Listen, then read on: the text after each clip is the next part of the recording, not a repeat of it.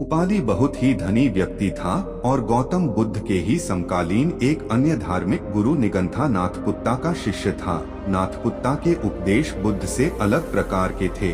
उपाली एक बहुत ही विलक्षण वक्ता था और वाद विवाद में भी बहुत ही कुशल था। उसके गुरु ने उसे एक दिन कहा कि वह कर्म के कार्यकारण सिद्धांत पर बुद्ध को बहस की चुनौती दे। एक लंबे और जटिल बहस के बाद बुद्ध उपाली का संदेह दूर करने में सफल रहे और उपाली को बुद्ध से सहमत होना पड़ा कि उसके धार्मिक गुरु के विचार गलत हैं। उपाली बुद्ध के उपदेशों से इतना प्रभावित हो गया कि उसने बुद्ध को तत्काल उसे अपना शिष्य बना लेने का अनुरोध किया। लेकिन उसे आश्चर्य हुआ जब बुद्ध ने उसे यह सलाह दी, प्रिय उपाली, तुम एक ख्याति प्राप्त व्यक्ति हो। पहले तुम आश्वस्त हो जाओ कि तुम अपना धर्म केवल इसलिए नहीं बदल रहे हो कि तुम मुझसे प्रसन्न हो या तुम केवल भावुक होकर यह फैसला कर रहे हो। खुले दिमाग से मेरे समस्त उपदेशों पर फिर से विचार करो और तभी मेरा अनुयायी बनो।